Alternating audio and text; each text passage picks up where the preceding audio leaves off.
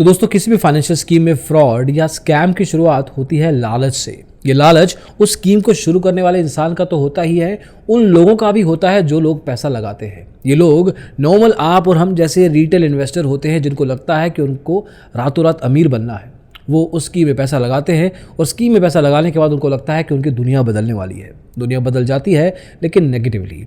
आज हम बात करेंगे बर्नी मैडोफ के बारे में, जिसने अमेरिका में करीब 5 लाख करोड़ रुपए का एक स्कैम किया और लोगों ने उसको करने दिया। Bernie Madoff, the mastermind of the biggest Ponzi scheme in history. Want to know how to get people to trust you with their money? Madoff Securities is the world's largest Ponzi scheme.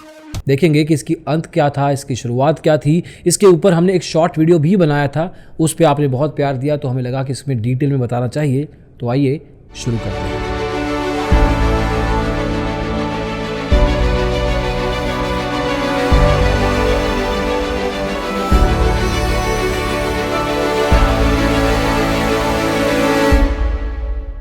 तो दोस्तों इस कहानी में बहुत सारे characters हैं। शुरुआत होती है 1998 में, जब फ्रांस का एक अरिस्टोक्रेट, एक fund manager Thierry de La Villehuchet अपने दोस्त को अमेरिका में मिलने गया। अमेरिका के एक शहर बोस्टन में। दोस्त का नाम था फ्रैंक कैसी, जो कि एक अमेरिकन कंपनी में मार्केटिंग का वीपी था, मतलब मार्केटिंग संभालता था उस कंपनी की।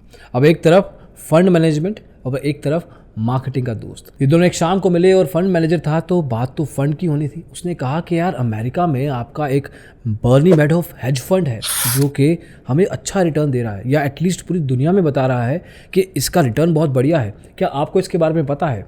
थ्योरी डेला ने ये भी पूछा कि क्या फ्रैंक कैसी तुम्हें पता है कि जो ये मैडोफ की स्कीम है ना, ये 12% गारंटेड रिटर्न दिखाती है। इस पर थोड़ा सा माथा ठनका। फ्रैंक कैसी को लगा कि यार जहाँ तक मुझे पता है गारंटेड मार्केट रिटर्न्स तो नहीं होने चाहिए, और ऊपर से तो फंड मैनेजर बोल रहा है तो भाई कुछ होगी बात। तो उसने कहा कि ठीक है, मैं कल अपने एक दोस्त से बात करके बताऊंगा। मेरा एक दोस्त है हैरी मार्कोपोलोस, जो कि एक साइंटिफिक राइटर है, मेरा कलीग है, उसको शायद थोड़ी अंडरस्टैंडिंग हो सकती है। उसने कहा, अगले दिन सुबह फ़ोन किया अपने दोस्त को। 4 घंटे के अंदर हैरी का फ़ोन वापस फ्रैंक कैसी को आता है और कहता है कि जो ये स्कीम आपने बताई ना, इसके ऊपर मैंने रिवर्स इंजीनियरिंग की, इसका डेटा देखा, एनालिसिस किया, अपने दोस्तों से भी पूछा, चेक करवाया, तो मुझे ये सिर्फ एक पोंजी स्कीम लग रही है। इसके बारे में दुनिया को पता होना चाहिए, क्योंकि अगर बाहर के लोग, फ्रांस के लोग इस पे पैसा लगा रहे हैं तो अमेरिका के लोग भी पैसा लगा रहे होंगे और ये अच्छा खासा नुकसान दे सकती है।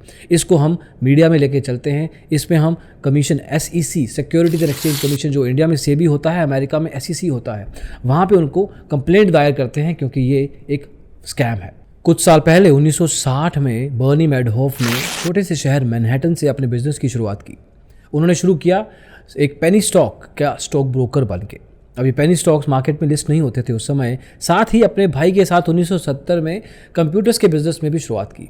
अब मार्केट में ये हवा फैल गई कि ये गीक लोग हैं, साइंटिस्ट टाइप लोग हैं, मार्केट में रिसर्च करते हैं, तो एक तरह से रेपुटेशन बन गया कि इन पे विश्वास किया जा सकता है, ये कुछ फ्रॉड नहीं करते, अच्छा काम करते हैं। 1982 में बर्नी मैडोफ ने एक छोटी सी स्कीम शुरू की जिसमें उसने कहा कि मैं आपको 12% रिटर्न दिलाऊंगा। अब सिंस मार्केट में ऑलरेडी रेपुटेशन बन चुका था तो लोगों का था कि यार ये बहुत बिजनेस कर चुका है तो we can trust on him. साथ में जब उससे पूछते थे कि आप किस बेसिस पे कह रहे हैं कि आपको 12% गारंटेड रिटर्न दिलाएंगे, तो उनका जवाब ये होता था कि दोस्तों मैं अप ट्रेंड मार्केट में बुलिश जाता हूँ, साथ में हेजिंग करता हूँ डेरिवेटिव्स में, ताकि मेरे पास एक डाउनसाइड रिस्क कम रहे और मैं आपका ठीक ठाक रिटर्न दिला सकूँ। वैसे तो मुझे 15 से 18% रिटर्न मिलता है, लेकिन मैं 12% आपको बोल देता हूँ ताकि आपको कंफर्म्ड रहे। अब ये सुन के लोग इंप्रेस होते थे, क्योंकि उस समय तो इतनी बात, इतनी ज्ञान भी कोई अगर दे देता था छोटे शहरों में स्पेशली, तो लोगों को लगता था कि इसको थोड़ा अलग पता है, this guy can do something for me. अब स्प्लिट कन्वर्जन स्ट्रेटजी को इतना मार्केट किया गया कि इसमें लोगों ने लाइन लगा दी मैडोफ के साथ पैसा लगाने में। एक समय ऐसा था जब लोग कहते थे, लोग वेटिंग लिस्ट में होते थे कि मैडोफ उसको एक्सेप्ट करेगा और उसके बाद उनके पैसों को डबल करके, ट्रिपल करके दिलाएगा।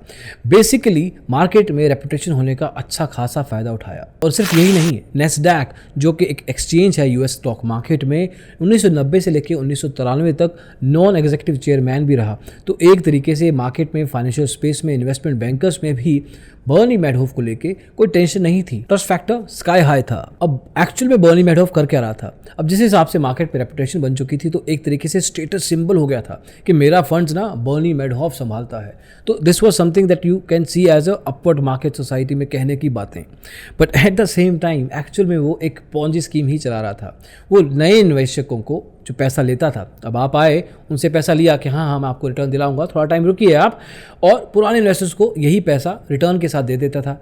और ये पॉन्जी स्कीम वर्क्स ऐसे ही करती हैं, एक इन्वेस्टर से उठा के दूसरे इन्वेस्टर्स की जेब में डालना और खुद बीच में से पैसा कमा लेना। ऐसे लाखों केस बन गए। मतलब जैसे आपको शुरुआत में बताया 5 लाख करोड़ रुपए का पैसा इन्वॉल्व था पूरी की पूरी स्कीम में। दूसरा, लोगों को सिलेक्ट करना कि मैं आपका पैसा उठाऊंगा, आपका नहीं उठाऊंगा, आप आ सकते हैं। ये करने से एक एक्सक्लूसिविटी बन गई मार्केट में कि मैं सेलेक्टिव हूँ, मैं देख के बताता हूँ कि मैं आपके लिए पैसा दे पाऊंगा या नहीं। It was also a marketing gimmick. तीसरी चीज़, अपने फंड्स को बड़े तरीके से बैलेंस करता था। यहाँ पे this was the game changer. अब देखिए, जो चैरिटीज़, नॉन प्रॉफिटेबल चैरिटीज़ होती हैं, जो NGOs होते हैं, इनसे पैसा उठाता था एक तरफ से, दूसरी तरफ से रिटेल इन्वेस्टर से जो कि रातों रात अमीर होना चाहते थे।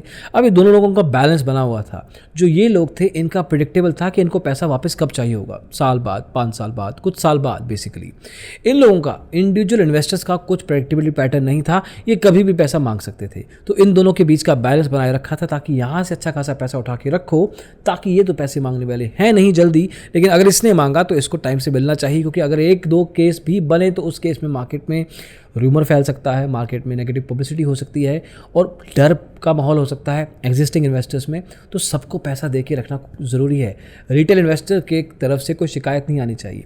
और उस समय की दोस्तों सबसे बड़ी बात ये थी कि कुछ ऑनलाइन सिस्टम्स थे ही नहीं। मतलब आप चेक नहीं कर सकते हैं कि कहाँ पैसा लग रहा है।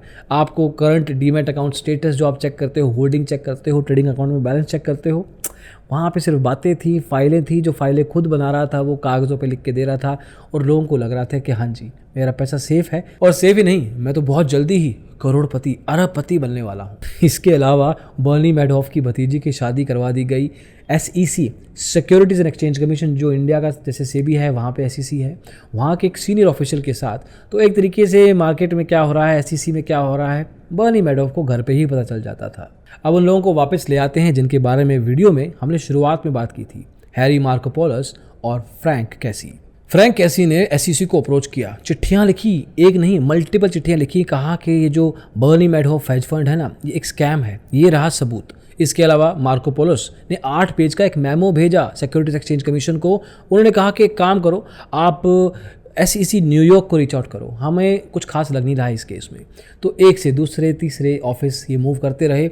2005 में वहीं पे बर्नी मैडोफ ने कहा कि मैं $17 बिलियन का हेज फंड बना चुका हूँ, मतलब अमेरिका का आज तक का सबसे बड़ा हेज फंड मेरे पास है।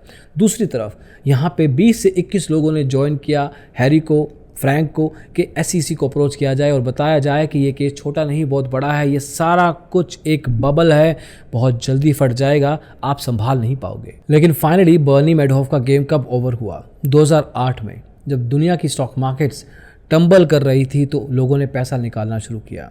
जो पोंजी स्कीम होती है ना दोस्तों, एक इन्वेस्टर दूसरे इन्वेस्टर की जेब में पैसा डालता है और दोनों को पता नहीं चलता।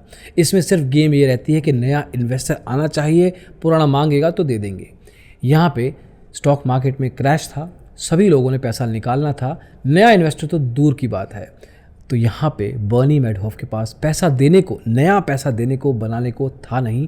बड़ी बड़ी companies JP Morgan, Lehman Brothers सब बंद हुई और साथ में ये भी। और फिर आया 10 दिसंबर 2008 का दिन, जिस दिन बर्नी मैडोफ ने फाइनली कन्फेस किया अपने दोनों बेटों के सामने। I have something to tell you. How much did you lose? $50 billion. Mark और एंडी, और कहा कि बेटो this is what it is, ये पोंजी स्कीम थी, आई एम रियली सॉरी। दोनों बेटे लॉयर के पास गए। लॉयर ने कहा आपको FBI, मतलब वहाँ की पुलिस को अप्रोच करना चाहिए, बता देना चाहिए। 11 दिसंबर अगले ही दिन बर्नी मैडोफ को अरेस्ट किया गया। बर्नी मैडोफ की स्टेटमेंट्स को खंगाला गया तो पता लगा कि $64.8 बिलियन क्लाइंट्स की एसेट में पड़ा है। $170 बिलियन का इसके ऊपर जुर्माना लगाया गया। 150 साल की जेल हुई। 3 घर बिक गए, 4 कश्तियाँ, चारों की चारों कश्तियाँ बिक गई। ये सब कुछ इस तरह से नहीं होता अगर सही समय पे SEC, securities and exchange commission ने हैरी मार्कोपोलस की टाइम से बात सुन ली होती, और ये दर्दनाक क्लाइमैक्स इन्वेस्टर्स का नुकसान नहीं होता, ये बात इतनी बड़ी नहीं होती। लेकिन this is how it works. सिर्फ इंडिया की सेबी में हम कहते हैं, लेकिन बाहर भी ऐसा ही मोरलेस चलता है। जब आपका एक रेपुटेशन बन जाता है तो आपको टच करना थोड़ा डिफिकल्ट हो जाता है। That is what it is. अब इंडिया में भी ये चीज़ें चिट फंड स्कैम चलते रहते हैं। हमने बहुत सारे और शॉर्ट्स भी किए हैं, रोज़ वैली स्कैम, सहारा फंड के ऊपर किया हुआ है, देन पर्ल वाइन का है, PACL का है, बहुत सारी चीज़ें हैं दोस्तों। लेकिन अगर आप, आपके दोस्त, आपके रिश्तेदार, आपके फैमिली मेम्बर्स, कोई भी इंसान को कोई अप्रोच करता है कि मैं आपको गारंटी रिटर्न दिलाता हूं, तो आपको चेक करना चाहिए कि वो रजिस्टर्ड है या नहीं। ज़्यादातर केसेस में ये फ्रॉड होते हैं, फ्रॉड से बचना ही बेहतर है, इनके अंदर घुसना बिल्कुल नहीं। तो दिस वाज इट, ये डिटेल वीडियो था दोस्तों बर्नी मैडोफ के ऊपर। होपफुली आपको अच्छा लगा। आप किसके बारे में और जानना चाहेंगे ये भी बताइएगा, बहुत मदद मिलती है, क्योंकि जो चीज़ आप जानना चाहते हैं वही चीज़ हम बनाना चाहते हैं। अभी के इतना ही दोस्तों, इस वीडियो को देखने के लिए बहुत बहुत शुक्रिया। अगली वीडियो में जल्दी मिलेंगे, बाय बाय।